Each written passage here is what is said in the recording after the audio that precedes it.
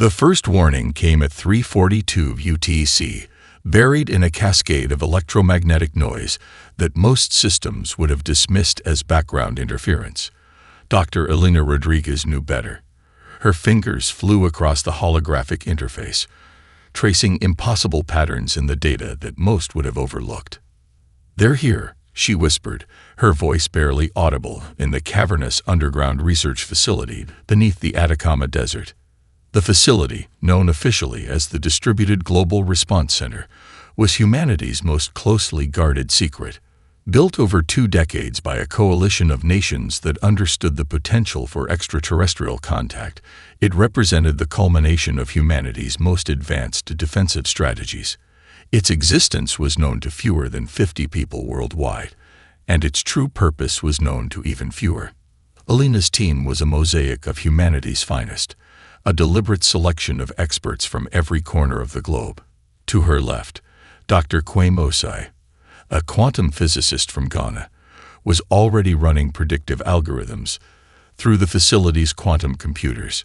To her right, Dr. Mai Lin, a cybersecurity expert from Shanghai, was breaking down the incoming signal with surgical precision.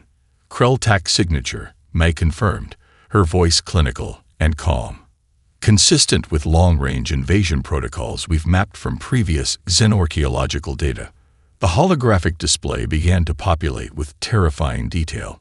Massive energy signatures approached the solar system, not just ships, but an entire fleet. The scale was almost incomprehensible. Preliminary estimates suggested over 10,000 capital ships, supported by millions of smaller combat and support vessels. "They think we're weak," Elena muttered, pulling up historical data of human conflict, technological development, and adaptive strategies. The Krell-Tak had a fatal flaw. They studied civilizations through a rigid hierarchical lens that couldn't comprehend human complexity. Captain Jack Chen entered the room, his military bearing a stark contrast to the scientific environment. A veteran of multiple conflict zones and a key architect of the global defensive strategy, he represented the bridge between scientific preparation and military execution. "Our primary defense is making them believe we're unprepared," Jack said, reviewing the incoming data. "Every satellite, every communication network, every piece of infrastructure is about to become a weapon they cannot predict." The plan was audacious. What appeared to be vulnerable global systems were actually an intricate trap. Seemingly unprotected cities were networked with underground facilities, adaptive defense systems, and communication networks so complex they defied traditional military understanding. Elena pulled up a global map. Key cities appeared dark, their communications seemingly compromised. But each dark spot was a node in a living, breathing defensive organism. Quantum-encrypted communication lines ran beneath major population centers. Adaptive nanotechnology lay dormant in critical infrastructure. Civilian and military systems were so deeply integrated that the line between defense and everyday life had become meaningless. "First wave incoming," Kwame announced, his fingers dancing across multiple interfaces. Estimated time to atmospheric breach: 47 minutes. The room fell into a carefully choreographed rhythm. Each team member moved with the precision of a surgical team, but their operation was global defense. Backup systems activated in hidden locations across 6 continents. Underground research facilities in the Andes, secret tech centers in the Korean demilitarized zone, adaptive manufacturing hubs in the African tech corridors, all began to synchronize. Jack leaned close to Elena. "They're going to see exactly what we want them to see." The holographic display showed the incoming Krell-Tak fleet, a massive, seemingly unstoppable armada that had conquered hundreds of civilizations. Their technological superiority was legendary. Their strategic algorithms had predicted human defeat within hours of first contact. They were about to learn the most important lesson about humanity: prediction is not reality. "Activation sequence initiated," May announced, her voice carrying a hint of something between excitement and cold calculation. "All systems are go." The trap was set. The invasion was about to begin. and humanity was about to show the galaxy what true adaptation looked like. Vornak watched the initial invasion unfold with the cold calculation of a commander who had conquered hundreds of civilizations. The first wave of Krell-Tak ships descended upon major population centers with surgical precision. Tokyo, New York, London, Moscow. Each city appeared to crumble within minutes. Massive energy weapons carved through infrastructure, ground forces materialized from quantum-shielded dropships, and communication networks seemed to collapse instantaneously.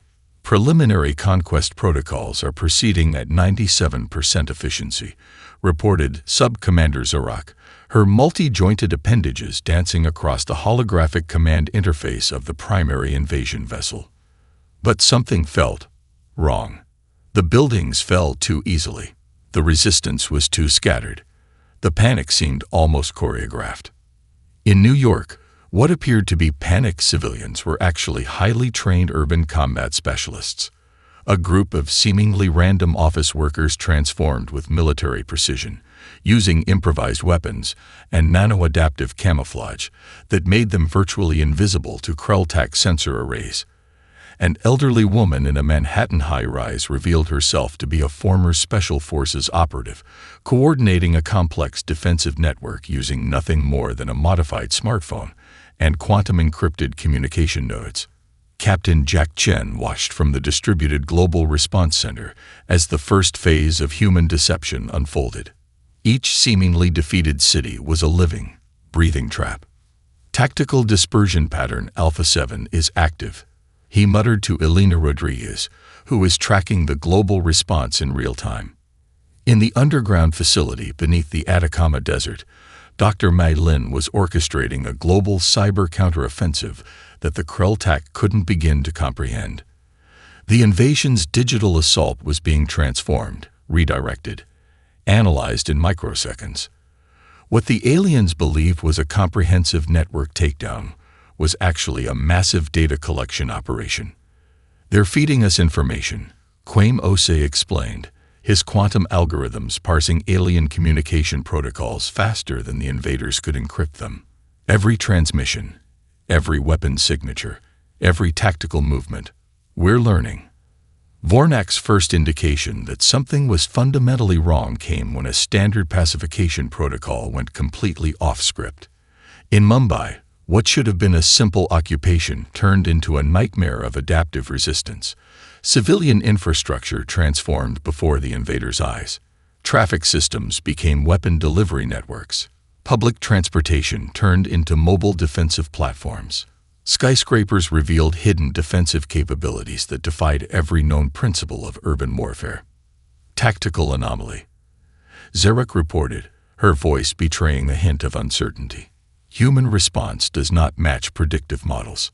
The Krell-Tak had conquered civilizations across 3 galactic quadrants. They had reduced advanced technological societies to rubble in hours. Their invasion strategies were legendary, their technology seemingly insurmountable. But humanity was writing an entirely new rulebook of resistance. In the Korean demilitarized zone, a group of tech workers and engineers had transformed a semiconductor manufacturing plant into a rapid response weapons development center. Cutting-edge microchip technologies were being repurposed into adaptive combat systems faster than the Krell-Tak could analyze them. "They're treating every piece of technology as a potential weapon," Jack observed, a rare smile crossing his typically stoic face. The global response was a living organism. What appeared to be isolated pockets of resistance were actually carefully coordinated nodes in a planetary defense network. Each seeming defeat was a calculated move, each moment of apparent weakness a strategic opportunity. Vornak reviewed the invasion logs with growing unease. The data made no sense. Civilizations didn't respond like this. Resistance wasn't supposed to be this adaptive. "We are encountering unprecedented response patterns," he finally admitted to his command staff. "The humans are not following any known conflict protocol." Beneath the apparent chaos, humanity was unified in a way the Krell-Tak could never understand. This wasn't just a military response. This was a species-wide immune response, with every system, every individual potentially becoming a weapon of defense. The first 6 hours of the invasion would become a case study in extraterrestrial miscalculation. The Krell-Tak had come to conquer. They were about to learn that humanity's true strength was something no technological superiority could overcome. The real war was just beginning. Dr. Aisha O'Keefe's fingers danced across the quantum interface, her eyes blazing with a combination of scientific curiosity and pure determination. The captured Krell-Tak weapon lay disassembled on the holographic workstation, its alien technology spread out like the intricate pieces of an impossible puzzle. "We're not just going to understand this," she muttered to her team of international researchers. "We're going to make it sing our song." The research facility, buried deep within the Nigerian Technological Innovation Complex, was humanity's most advanced adaptive engineering center. What had begun as a collaborative project to solve global energy challenges had transformed overnight into the front line of technological warfare. Across the room, a group of young engineers from Brazil, India, Japan, and Canada worked in perfect synchronization. They were the first generation raised on global collaborative platforms, their ability to communicate and innovate transcending traditional barriers of language and culture. Quantum resonance frequency identified, called out Miguel Santos, a Brazilian quantum computing specialist. Their weapon systems rely on a hierarchical signal propagation that we can completely deconstruct. The Krell-Tak had made a fatal mistake. In their previous conquests, they had always kept conquered technological artifacts strictly controlled. But humanity's approach to technology was fundamentally different. Every piece of alien equipment was an opportunity, every captured weapon a potential breakthrough. At the Distributed Global Response Center, Captain Jack Chen watched the technological revolution unfold. The initial invasion had been carefully designed to allow the capture of alien technology. What the Krell-Tak saw as a successful assault was actually a massive coordinated technology acquisition operation. Adaptive replication protocols are at 62% efficiency, Elena Rodriguez reported, her fingers tracing complex algorithms across multiple holographic displays. "We're not just understanding their technology, we're reimagining it." In Tokyo, a group of teenage programmers had already begun breaking down the communication protocols of the alien invasion fleet. What started as an online challenge quickly transformed into a critical component of global defense.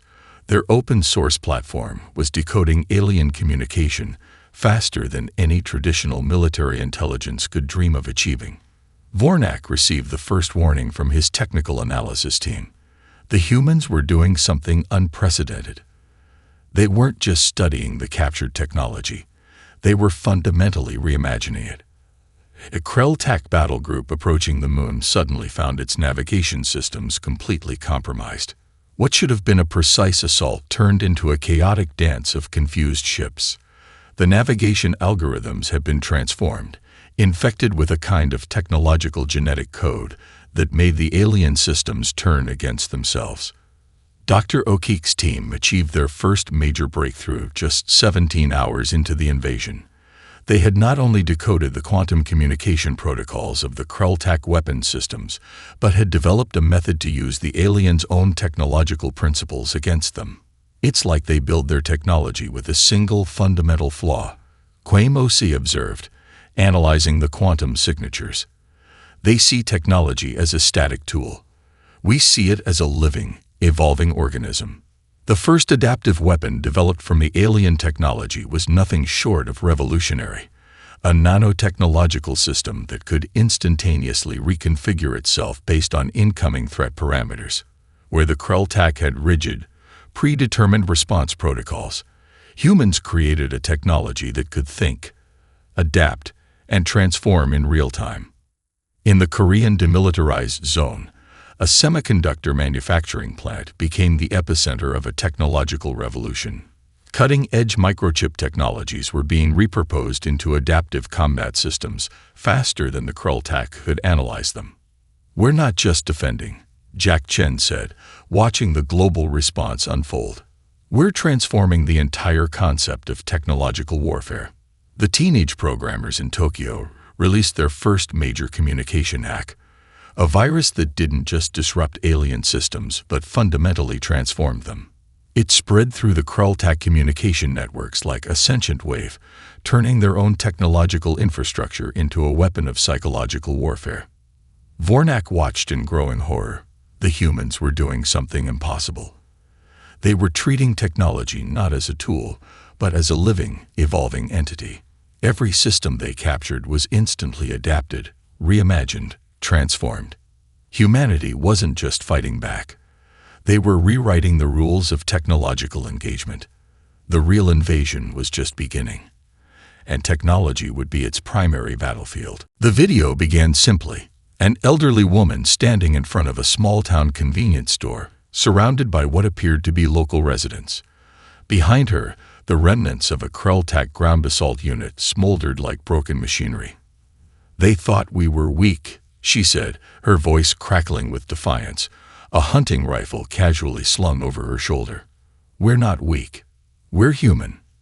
Within hours, the video had spread across every communication network, human and alien alike. Captain Jack Chen watched its viral spread with a calculated smile. This wasn't just a moment of resistance. It was a carefully orchestrated psychological operation. Dr. Elena Rodriguez manipulated the holographic displays, tracking the video's impact across global and alien communication networks. "Psychological penetration at 87% and rising," she reported. "They're trying to understand, but they can't." The Krell-Tak communication networks were a rigid hierarchy of information flow. Each piece of data was carefully categorized, analyzed, transmitted through layers of bureaucratic filters. Humanity's communication was fundamentally different: chaotic, unpredictable, emotional, viral. Vornak studied the transmission with growing unease. The video defied every known protocol of resistance communication. It wasn't a military broadcast. It wasn't a strategic transmission. It was something far more dangerous. It was hope. In the underground facility beneath the Atacama Desert, Dr. Madeleine was orchestrating a psychological warfare campaign that would redefine extraterrestrial conflict. Each alien communication channel was being subtly manipulated, infected with narratives that would slowly erode the invaders' confidence. "We're not just fighting with weapons," Mai explained to her team. "We're fighting with stories." The global resistance had discovered the Krell-Tak's most significant weakness. They couldn't comprehend emotional complexity.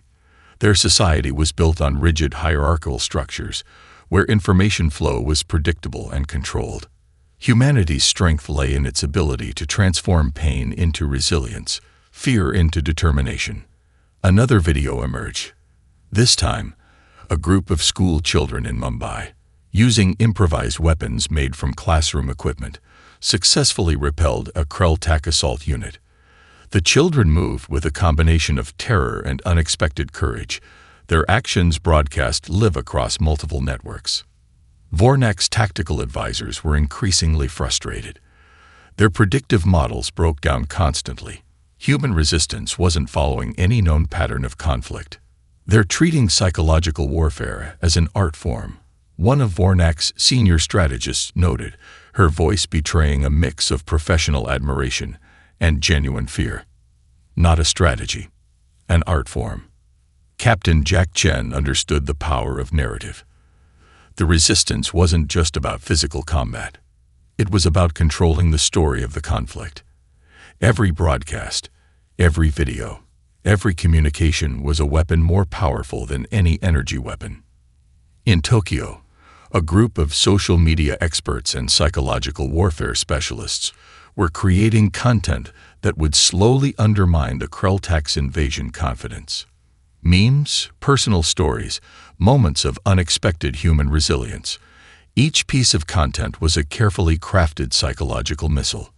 The elderly woman from the first video became an unexpected icon. Her simple statement, "We're not weak.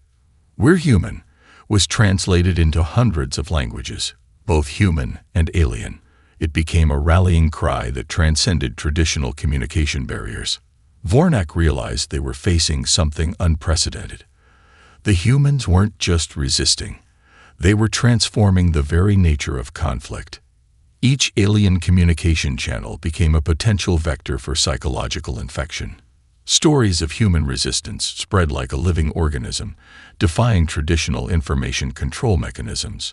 A farmer in Argentina stopping a massive battle machine with nothing more than agricultural equipment. A group of hospital workers using medical technology to create improvised defensive systems. Children becoming unexpected heroes. The Krelltak had conquered hundreds of civilizations. They had reduced entire planetary systems to rubble. But they had never encountered a species that could turn its own vulnerability into a weapon. We are experiencing unprecedented communication contamination, Zarek reported to Vornak, her multi-jointed appendages moving with increasing agitation. Human narrative patterns are fundamentally incomprehensible. Humanity was writing a new language of resistance, not through traditional military communication, but through raw, unfiltered emotion, hope, determination, an unbreakable spirit that no technological superiority could defeat. The psychological war had begun, and humanity was about to show the galaxy the true power of an unbroken spirit. The global counteroffensive began not with a thunderous declaration of war, but with a whisper of coordinated transformation. Agricultural drones in the Brazilian rainforest suddenly became precision strike platforms. Satellite networks repurposed from global communication systems morphed into a planetary defense grid. Every piece of civilian infrastructure became a potential weapon. Every network a battlefield. Dr. Elena Rodriguez watched the transformation from the distributed Global Response Center, her fingers dancing across holographic interfaces that pulsed with living, adaptive algorithms. Full system integration at 93%. She announced, her voice carrying a mix of scientific precision and barely contained excitement. Captain Jack Chen stood beside her, analyzing the global response with the eye of a strategist who had spent decades preparing for a moment humanity never thought would actually arrive. "We're not just defending," he muttered. "We're evolving." In orbit, what appeared to be standard communication satellites revealed themselves as something far more complex. Each one was now a potential weapon, a node in a living, breathing defensive network that could adapt faster than any traditional military system could comprehend. Vornak received the first wave of reports from his tactical analysis team, and for the first time in his centuries of conquest, he felt something close to genuine fear. The counteroffensive wasn't a traditional military response. It was a species-wide immune reaction. In the Korean demilitarized zone, a semiconductor manufacturing plant transformed into the most advanced adaptive weapons development center in human history. Microchip technologies were being reconfigured into combat systems that could think, adapt, and transform in real time. "We're turning every system into a potential weapon," Dr. Aisha Okik explained to her international team of researchers. Young engineers from 6 continents worked in perfect synchronization, their collaborative platforms breaking down every traditional barrier of technological development. Satellite networks became weapon platforms. Agricultural drones transformed into precision strike units. Urban infrastructure turned into a living, breathing defensive system. A small town in Montana became a perfect example of the new warfare. What looked like a typical rural community revealed itself as a highly adaptive defensive node. Traffic systems became missile redirection networks. Farming equipment transformed into combat platforms. Every civilian system was now a potential weapon. "They're treating the entire planet like a single living organism," Zarek reported to Vornak, her multi-jointed appendages moving with increasing agitation. "Each system is adaptive. Each network is responsive." The first major alien assault group encountered this new reality when they approached a seemingly defenseless urban center. What appeared to be a normal city block became a nightmare of adaptive defense. Traffic lights became targeting systems. Subway tunnels transformed into missile launch platforms. Building infrastructure reconfigured itself into defensive networks. Dr. Maidlin's cyber warfare team had been preparing for this moment for years. Every alien communication channel was now a potential vector for technological infection. Their viruses didn't just disrupt. They transformed, adapted, evolved. We're rewriting the entire concept of technological warfare, May explained, watching as another alien communication network collapsed under the weight of humanity's adaptive strategies. In orbit, what had been communication satellites revealed themselves as something far more complex. Quantum encrypted networks danced between defensive and offensive capabilities, transforming faster than any traditional military system could comprehend. The teenagers who had started breaking down alien communication protocols in Tokyo now found themselves at the center of a global defense strategy. Their open-source platforms were evolving faster than the Krultak could analyze or understand. Vornak watched in growing horror as human resistance defied every known principle of conflict. Their systems weren't just defensive. They were alive, adaptive, transformative. "This isn't a war," Captain Jack Chen said, watching the global response unfold. "This is a planetary immune response." Agricultural regions in India transformed their irrigation systems into adaptive defense networks. Solar farms became energy weapons.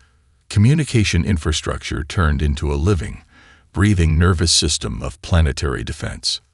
The Krultak had conquered hundreds of civilizations. They had reduced entire planetary systems to rubble, but they had never encountered a species that could turn its entire planetary infrastructure into a weapon. Humanity wasn't just fighting back. They were redefining the entire concept of conflict. The counteroffensive had begun, and the galaxy was about to learn a fundamental lesson about human potential. Vornak's command vessel trembled, not from external attack, but from the fundamental breakdown of everything he understood about conquest. The planet killer weapon hung in the tactical display, a testament to Krultak technological superiority. Generations of military strategists had designed this ultimate instrument of planetary destruction. It could reduce entire civilizations to atomic dust in moments. Vornak had used it 237 times before. Each time, it had been a guarantee of absolute victory. Today would be different. As the weapon began its activation sequence, Dr. Elena Rodriguez watched from the Distributed Global Response Center. Her fingers moved with surgical precision across quantum-encrypted interfaces. "Weapon signature detected," she announced, initiating adaptive countermeasure protocol. What happened next would be studied by civilizations for generations. The planet killer weapon, a marvel of destructive engineering that had brought hundreds of civilizations to their knees, began to transform. Its own systems turned against it, reprogrammed by layers of adaptive algorithms that moved faster than thought. Captain Jack Chen understood the fundamental principle. "We're not just defending," he muttered. "We're teaching." In the underground research facility beneath the Atacama Desert, Dr. Kwame Osei had been preparing for this moment for years. The weapon's quantum signature was being mapped, analyzed, transformed. What the Krultak saw as an ultimate weapon of destruction became a complex puzzle to be solved, understood, and ultimately neutralized. Sirach, Vornak's most trusted tactical advisor, watched in growing horror. "The weapon is changing," she reported, her multi-jointed appendages moving with increasing agitation. "It's not responding to standard override protocols." The planet killer wasn't just being stopped. It was being reimagined. Layers of alien technology peeled away, revealing complex systems that began to adapt, transform, redirect.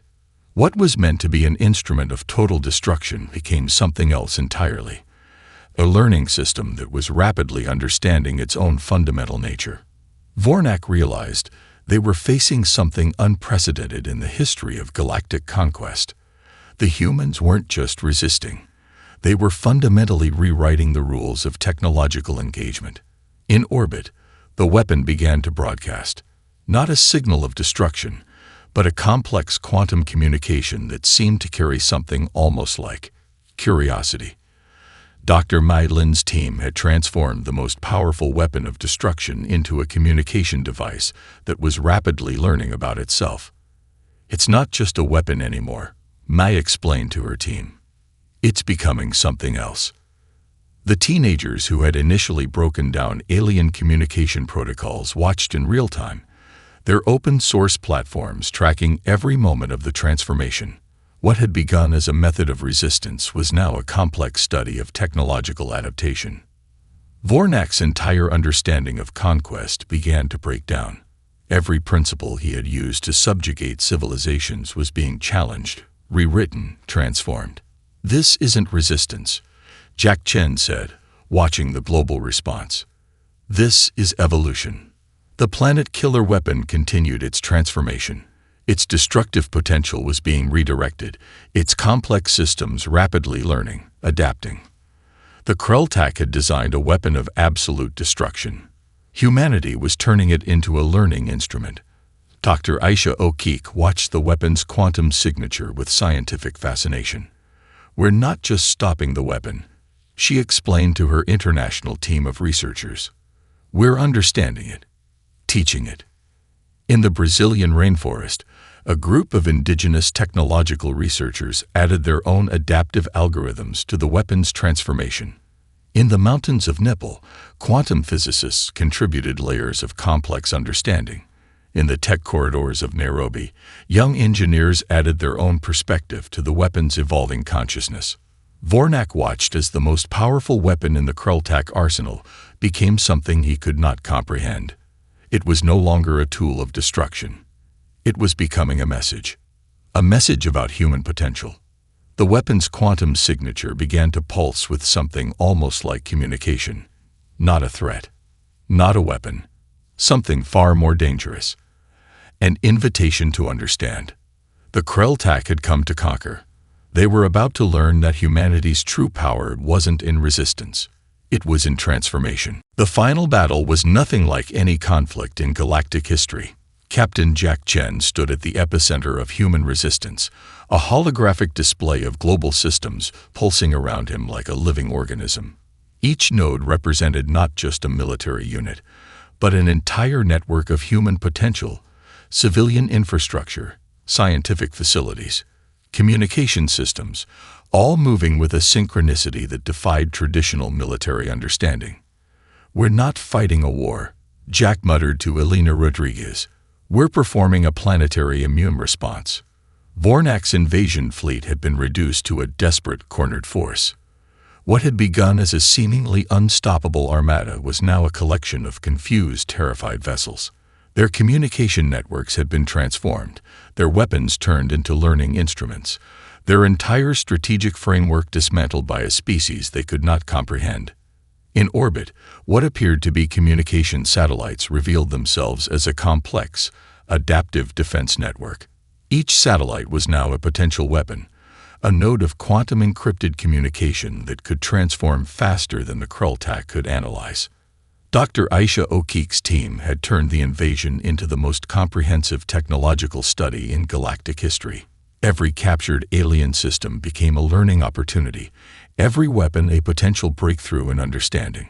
"They're not just fighting," Aisha explained to her international team of researchers. "They're exploring the fundamental nature of technological adaptation." The Brazilian rainforest became a perfect example of humanity's adaptive response. What looked like a simple agricultural region transformed into a complex defensive network. Drone swarms that had once monitored crops now became precision strike platforms. Irrigation systems became communication networks. Every piece of infrastructure was now a potential weapon. Zarak, Vornak's tactical advisor, watched in growing horror as human resistance defied every known principle of conflict. Their systems weren't just defensive. They were alive, adaptive, transformative. "This isn't a military engagement," she reported to Vornak, her multi-jointed appendages moving with increasing agitation. "This is a planetary evolutionary response." The teenagers who had initially broken down alien communication protocols now found themselves at the center of humanity's most complex defensive strategy.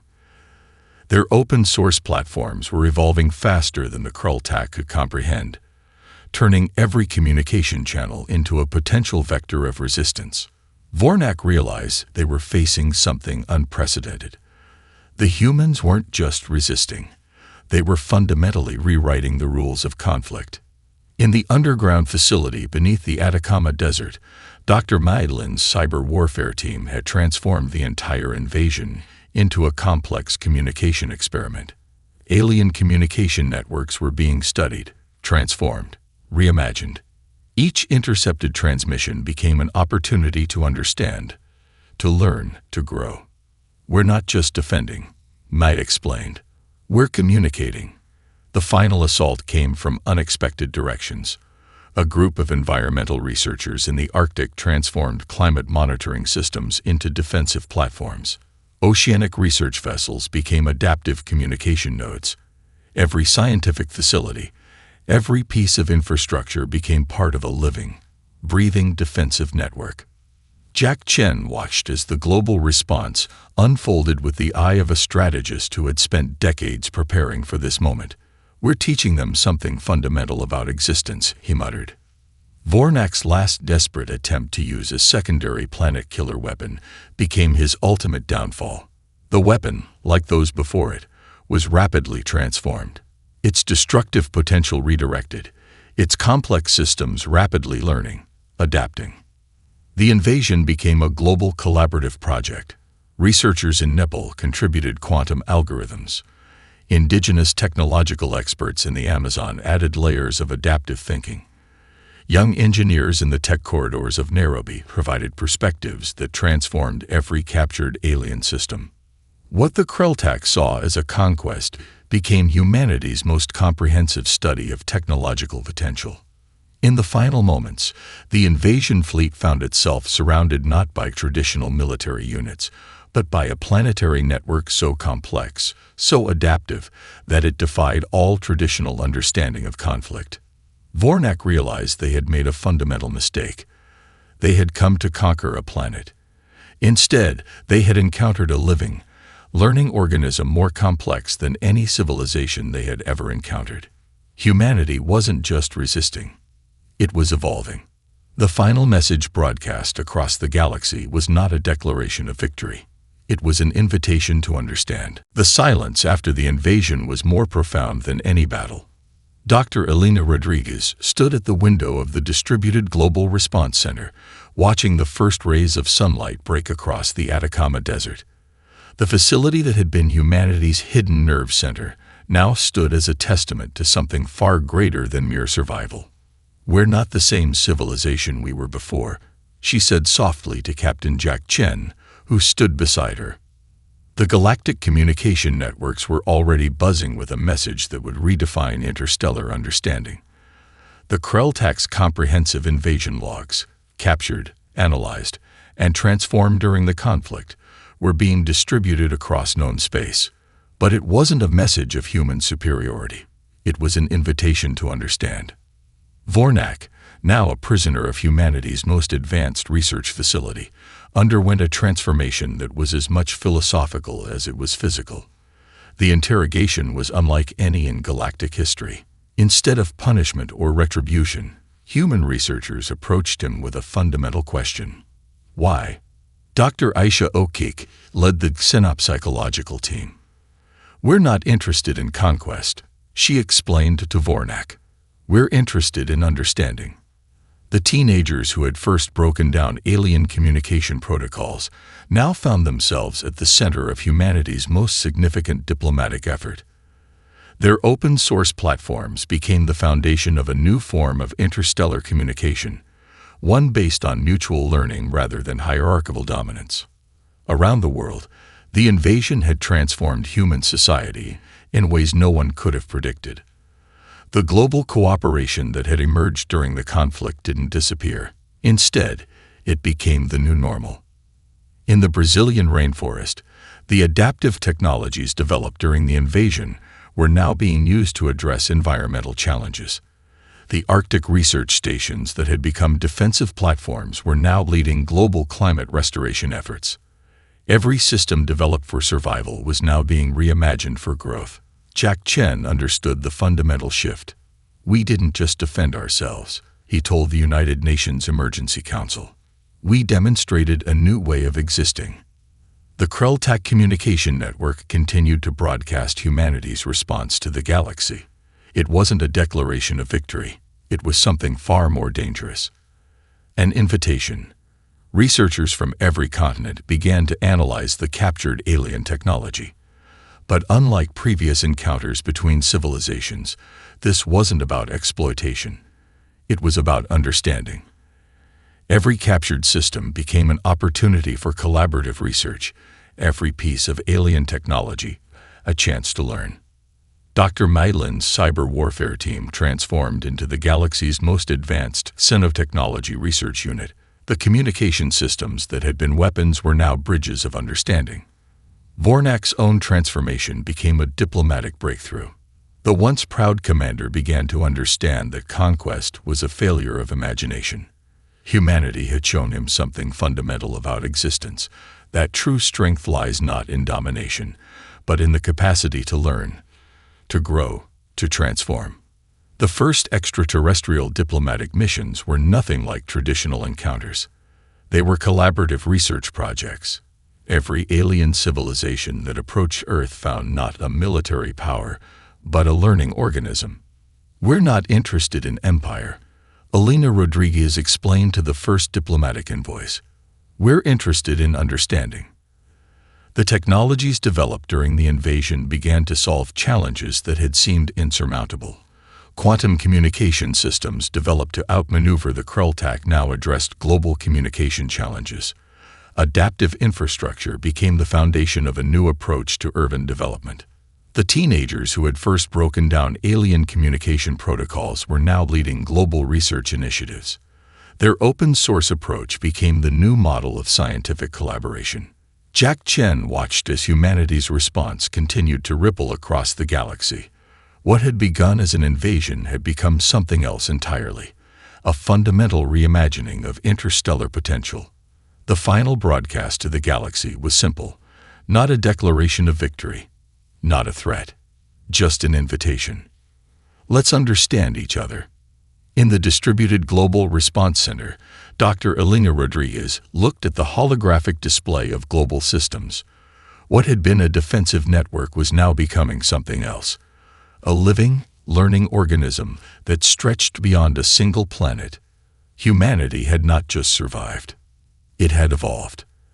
And the galaxy would never be the same.